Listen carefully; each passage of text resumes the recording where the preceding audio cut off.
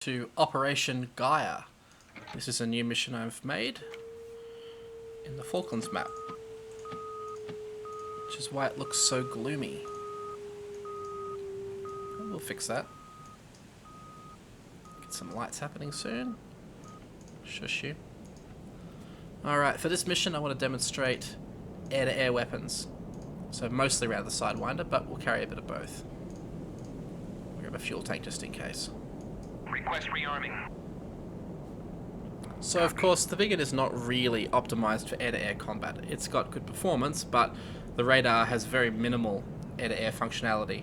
And the fact that the air intake does not really like taking high angle of attack air means that fights that go for a long time, they usually don't go terribly well for us.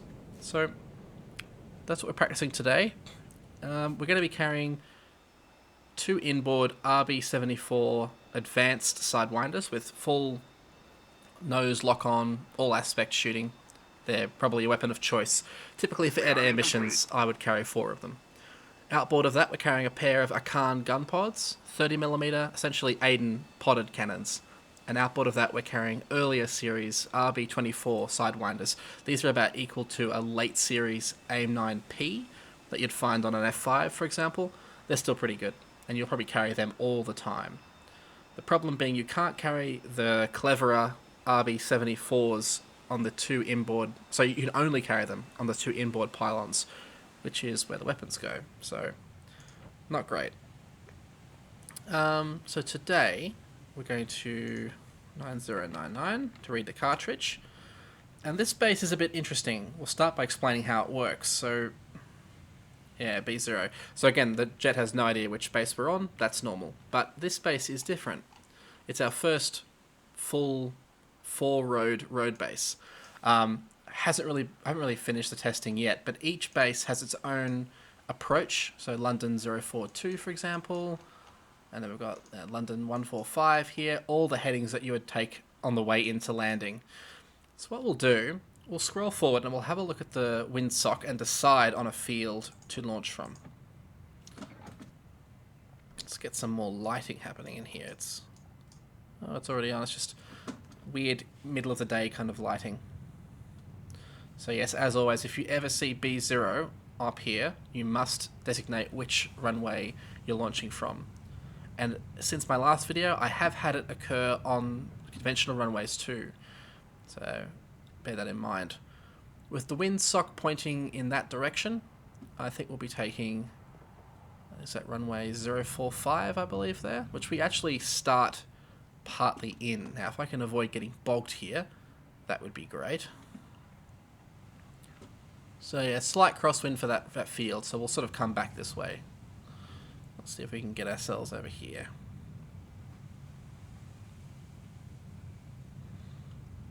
And again, the reason it's so important to check which runway heading and whatnot that you're taking off from is otherwise you'll get a navsys error, and the computer just accepts I have no idea where you are.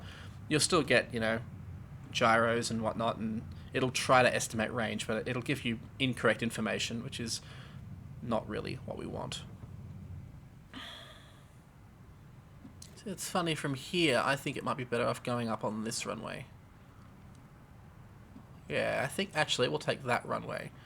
So I'll hold short here and identify which runway that is. So this will be London 325. So open up our little book, scroll through to air bases. London 325 is 9019. So Ref Lola for reference codes, 9019, enter. And we'll want to land on the other side of that runway. Now, they don't exactly match, so I'll set it to, we're going to land, that was a loud backfire, wasn't it? London 145, don't mind the noises I'm hearing here, so we'll land 9016, assuming the wind hasn't changed. There we go.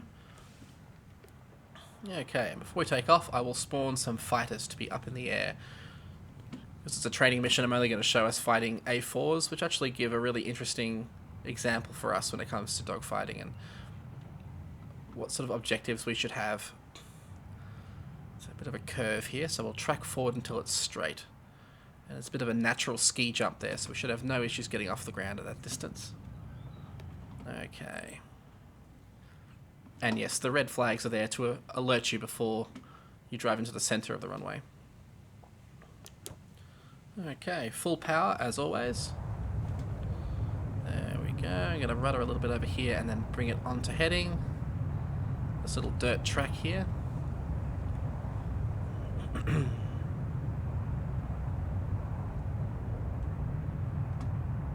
use the ski jump a little bit to help us get off the ground. Oh, I should fix that. And we're airborne nicely. Okay, so the biggest hassle in making the AJS-37 Viggen a fighter is finding your quarry.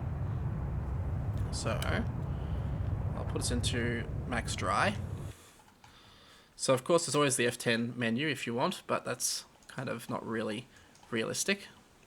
Let's spawn in our A4s. There we go. Did they spawn? There they go. So 2 pairs of A4s will fly a circuit pattern sort of around here. If I can show you the flight plan they're flying. Not really. So ideally you're using ground control, GCI. So if we had an AWACS in this mission, which I think I haven't added that yet. The other option is we can try and use the air-to-air, the air-to-ground radar. So I recommend you switch to linear mode. I'll fully explain the radar in a mission later on, just so you guys can get an idea of how it's supposed to work. But in short, if we're tweaking the elevation here, we want to get as much of the clutter out as possible, and we might be able to find some bad guys flying around. And if I spot them, I'll let you know straight away so you can see what it looks like to find a fighter. Usually it's sort of like stepped tracks. We don't want to get too high. Being a pulse radar, there's no Doppler sort of sharpening or anything, so we need to have our target against the sky, not against the... Oh, hang on. Not against the... Is that what I thought it was? No, not quite.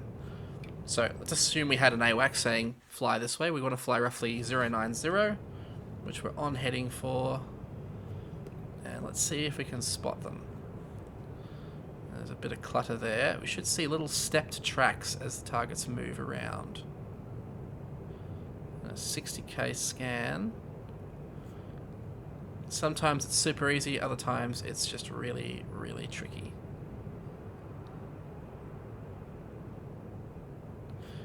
Okay, so that's the sound there.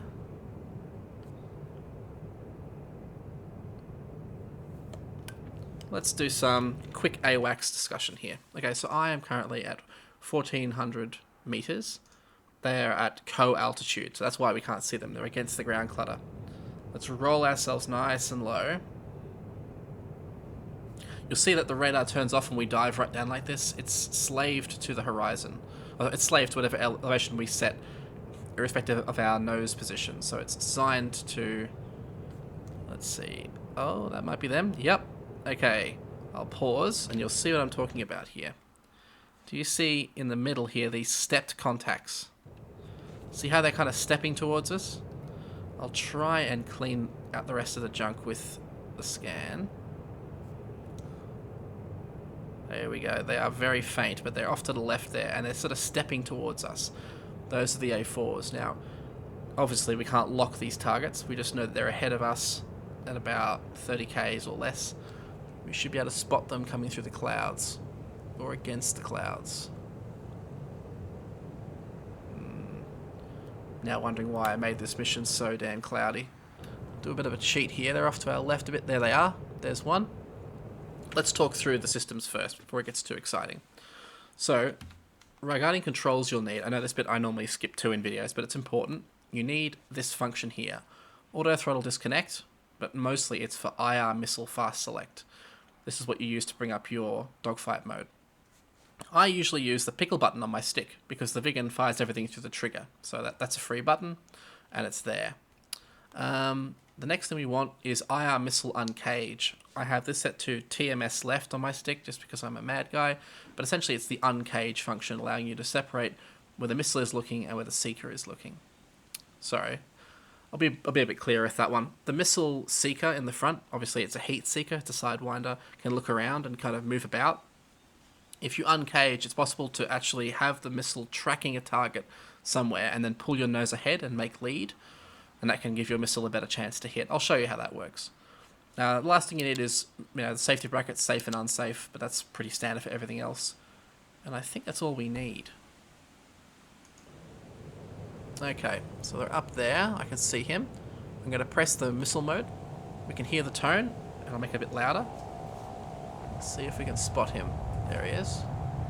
So currently we're using the outboard missiles. These are the more primitive RB-24s on the outboard. So these are mostly rear aspect. You can kind of shoot them off to the sides and a little bit to the front, but they really want to be shot rear aspect. And he's seen us. He's flaring. And I've lost his buddy, so we might cop a sidewinder in the backside if we do this. So I've pressed the bore sight button. Okay, I'm not gonna beat an A4 in that sort of turn. I'm gonna lag a bit. There we go, pulling a bit of lead. Fox 2. Let's see if it gets him. It's a bit of a... Oh, nearly. Fox 2. That should hit him. Pop, we got him. Okay, hear that beeping? So we ran our jet out of speed. Lots of sharp turns. The aircraft lost speed. When you start hearing that alarm, it's time to pull down and get away, because your aircraft is slow and your angle of attack will increase, and if it does, the air getting into your intakes will be disrupted and the engine will cut out. So let's get the nose down and look for his friend. See if we can spot him. Bit of cheating here, just to see where he is. Off to the left a bit. Okay, speed's good, we can maneuver again. So now we've got our... Oh, that's interesting. Which missiles have we fired? We fired sort of in a strange pattern. So that last missile was a RB-74. There is actually a missile step button. I think it's this one here that allows us to step the missiles. That might be good to bind as well for cases like this, but usually I only carry one kind of sidewinder. And, yeah. Alright, let's see if we can spot the other guy. He is off to the north here. Let's try and get him on radar if we can. He should be fairly close by too. Yep. That's him, I reckon. Do we think that's him? Yeah, we're closing in. That's good. He's come off the scope now. He might have gone a bit low. We can probably see him against the ground clutter if we look closely. He should be coming into the... Yeah, off to the right now. You see him? Little dot there.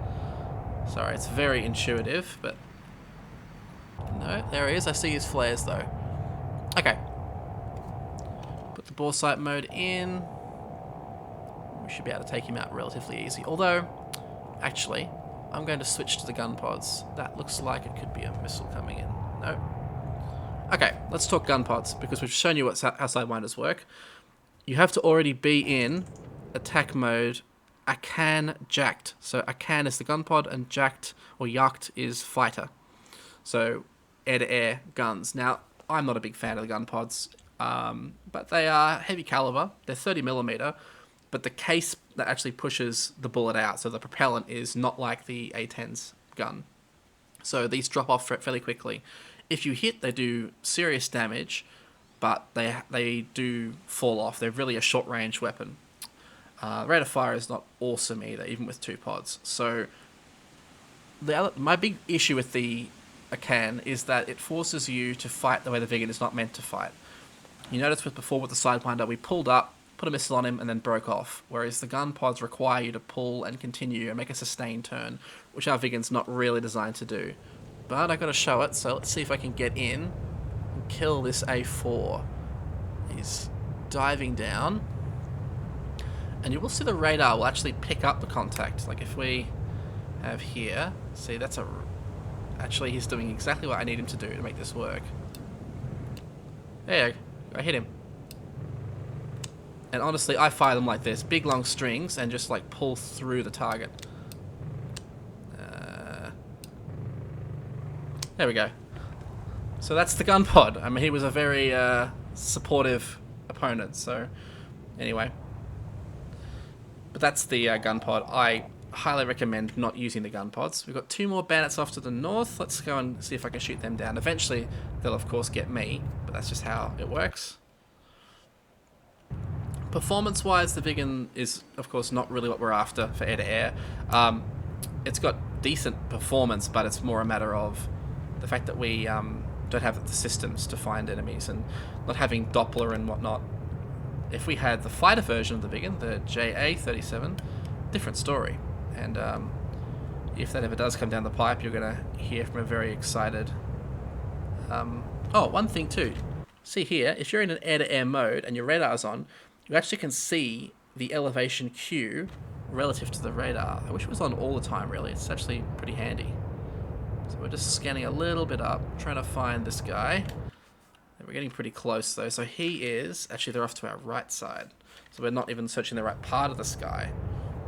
And I think it probably is worth just turning off the radar and using our eyes instead. We know they're off to this sort of angle over here somewhere, so let's use our eyes. And hopefully not catch a missile. Where, oh where can my baby be? Apparently altitude is roughly out a little higher. It should be on our nose now. I should clean my monitor. I'm seeing little dots everywhere. Where, oh where? And you can hear my burner is lit. I don't want to turn up with inferior energy. There they go. He's angling for my 6. And yes, I'm using the F5 to cheat because I want to show you a good video, but I'm going to lose him. Okay, so we've got an energy advantage over the A4. Let's see if I can pick him up visually again. There we go. He's definitely turning in, and there's a second one too, so this could go very badly. Oh, I had him for a second there. Where did he go?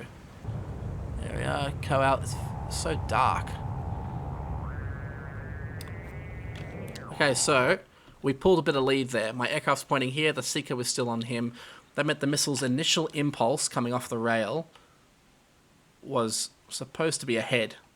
Yeah, it's a pretty tight turn. Let's see if it hits. I think it will, looking at that. Boom. Alright, where's his buddy? They're not giving very good mutual support. Normally, 2 versus anything, the 2 should win, but these are AI. Let's see if I can track this guy down. And we're carrying the inner missile, so we can shoot from the front if we need to, which I would love very much to do.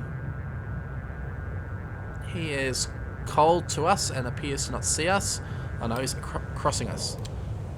Oh, I've just blacked out. So sudden G like that is not good. Switching to gun pod, that might not actually hit him. It's a bit of a long shot. Oh no, disregard. Excellent. Alright, so that's basically air-to-air. So some tips for fighting other aircraft in the Viggen. The main threat you'll fight will be things like MiG-21. And the MiG-21 is very fast, but it suffers from poor lift off the wing. It's got a tiny little triangular wing. So the Viggen actually can fight it pretty well across the board. I mean, if you're good in either, you'll defeat the other. But they're... yeah, I find the Viggen's more reliable. The biggest thing I find against human players in the MiG-21 is human players will tend to forget that they can't... So I'll focus on what I'm doing here. They tend to forget that the MiG's engine can't accept really high supersonic air for a long time. It kind of gets overwhelmed, a bit like ours, but it's a different sort of thing. It's more... Oh, actually, no, the main reason the MiG-21 has struggles sometimes is that the feeder tank that feeds the afterburner runs out. The afterburner eats the fuel faster than it can be fed fuel. So if you have the burner on the whole time, eventually your engine cuts out. So, but the MiG-23 is not a terribly good dogfighter. I sort of find with that one, I can use lag turns, staying behind my opponent, and take them out pretty well. So, but yeah, it's all choices. A couple of things about getting maximum performance out of the Viggen. If you exceed 1,300 meters, which is a lot. That's, I'm trying to think, well, 6.5. Yeah, so you're looking at 30,000, 40,000 feet. Once you're getting up that high, the engine will cut out. You can get to Mach 2 so long as you stay below 13,000 meters. And it's an eye-watering climb. It's pretty quick. Again, what I would do for the fighter version of this jet, I would just love it. Do you know, I haven't actually landed on this little strip yet, so we'll see how well I've set it up. It's a bit of a rough field in certain places. It's got lots of rough terrain and things. And we've got a bit of navigation drift here as well. I'll explain that in a dedicated video on how the nav system works and how you can clear drift, but for the purposes of this mission, just know that the TIL system, once it properly fixes us, will actually eliminate that risk, that drift. Gear down. Aligning with the computed runway heading. There it is. We've got the full TILs, and the drift is gone. So yeah, the Viggen's always working to help you out. Arming reverser.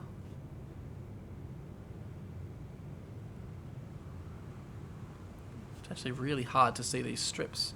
Oh, there it is. Okay.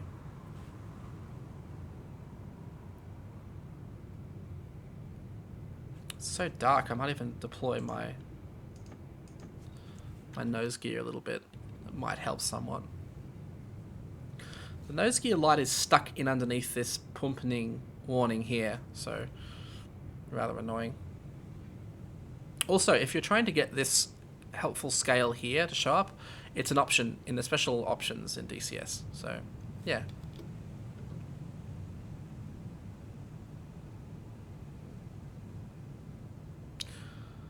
Okay, we've got, yeah, we're at a nice weight as well for doing this, so our jet's relatively light, and our weapon pods, the gun pods, are the only real weight besides that fuel tank, which we've emptied, so we should have no issues landing here.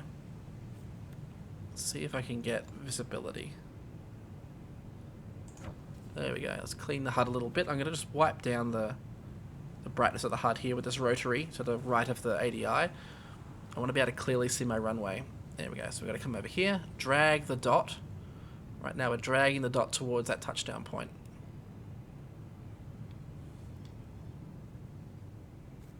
There we go.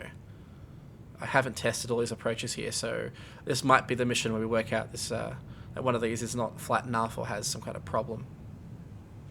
The roads in the Falklands are really, really thin, even thinner than the ones in the Caucasus, and they're not really paved, they're more dirt strips, so yeah, a little bit of a crosswind as well.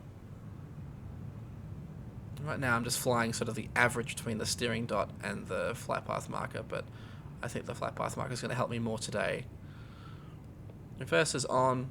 Once I touch down, I'm just managing AOA here now, but once I touch down, push the nose forward with the stick, get the reverser on as soon as possible, and hit the power, and then just focus on steering the jet. Let the reverser handle the actual deceleration.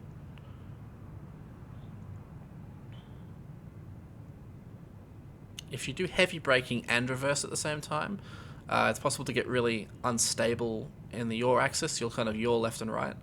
So you really are better off. There we go. There we go. A little bit of trim now. Okay, there's a slight hill here, so we're going to actually extend our landing ever so slightly. Like this. It's almost like a flare, but the hill is coming up. And reverser on, using the brakes to steer. Here we go, there we go. And we pulled up before the red flag. Look at that. That red flag says if you're still carrying lots of energy to hit the power and try and go around, but yeah. Alright, and that was our intercept mission. Again, not what the Viggen's really designed to do, but the performance is there, and the missiles themselves are really good, so... Oh, a slight edge case as well. You can use the RB-05 to hit air-to-air targets, but I'll show you that one next time I do that training. Thanks for watching, and I'll catch you next time.